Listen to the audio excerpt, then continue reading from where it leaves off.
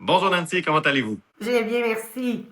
Nancy, est-ce que je peux vous demander de vous présenter ainsi que votre métier? Oui, dans le fond, je m'appelle Nancy Dallaire, je suis conseillère en prévention des risques professionnels pour le CIS des Laurentides. On dit aussi préventionniste. Alors, c'est un terme qu'on pourrait deviner un peu là, ce que vous faites dans la vie, mais je pense que j'aimerais ça vous entendre parler de vos responsabilités. À quoi ça ressemble votre quotidien? Dans le fond, oui, c'est un métier qui est peu connu.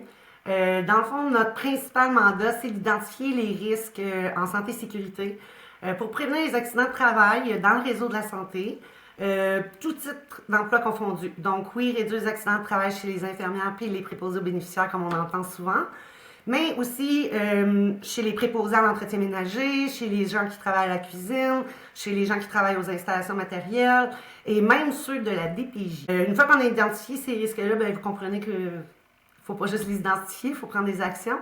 Donc, je travaille en étroite collaboration avec les gestionnaires pour les accompagner là-dedans, puis mettre en place des mesures préventives et ou correctives, dans le fond, pour assurer là, le mieux qu'on peut la santé et sécurité de nos travailleurs du réseau.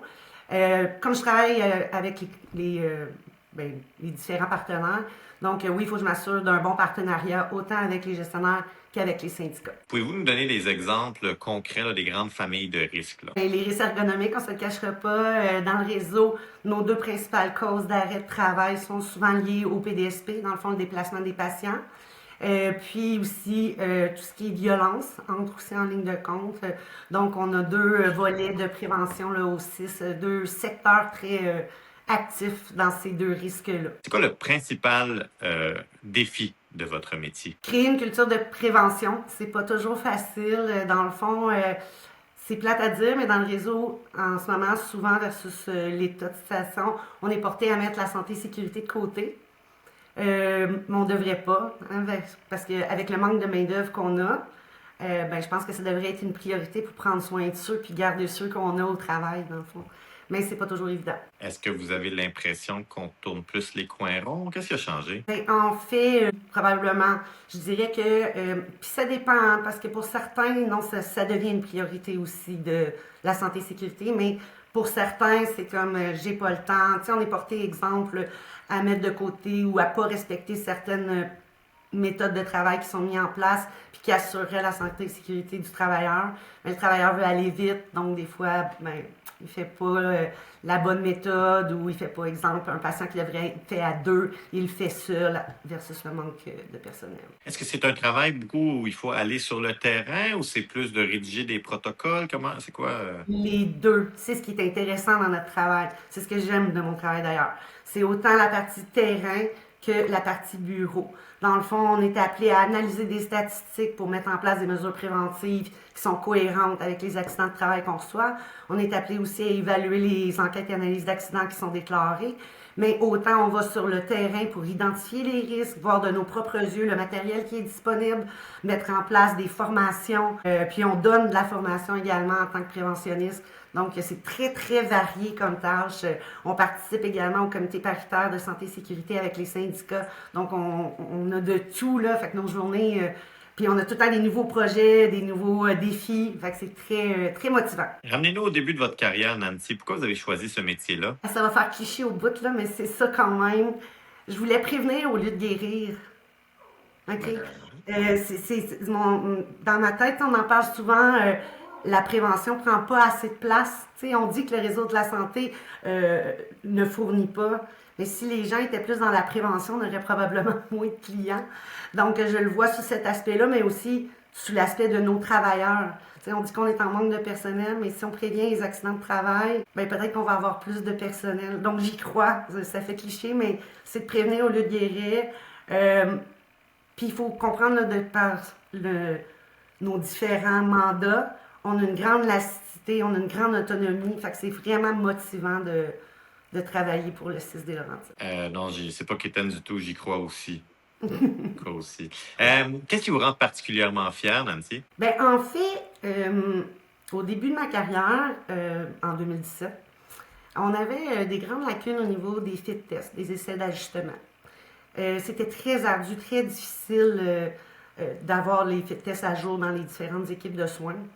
J'ai décidé de prendre ce mandat-là un peu sous mon aile, Puis je me suis dit, bon, ben, il faut que ça vienne de la direction en premier. Ça fait que j'ai commencé par faire une procédure sur les rôles et responsabilités et les objectifs à atteindre au niveau des échelles d'ajustement, les fit tests. Les Puis, fit tests des masques, là. pour porter les N95, exactement. Puis, suite à ça, c'était entérimé par le comité directeur.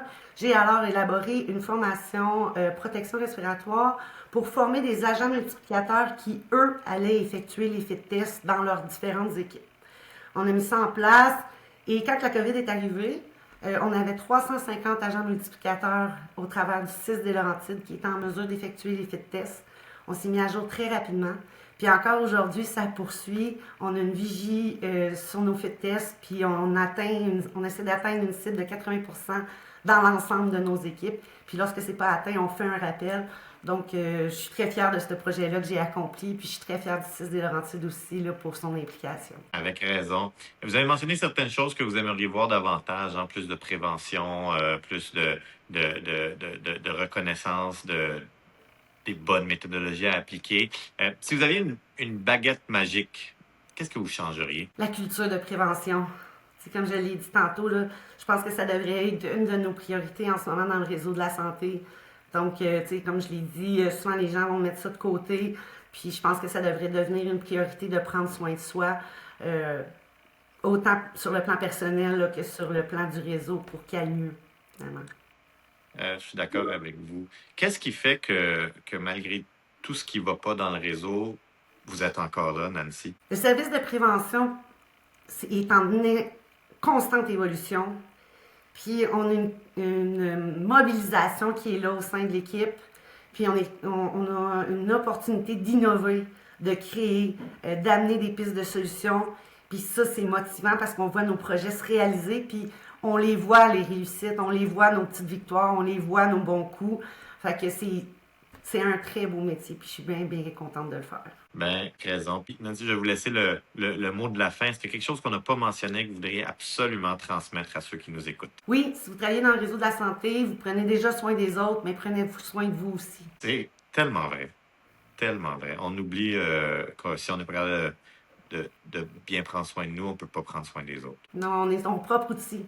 Ouais. Nancy, merci infiniment d'avoir pris le temps avec nous. Ça me fait plaisir. Merci à vous. Bonne journée. Bonne journée.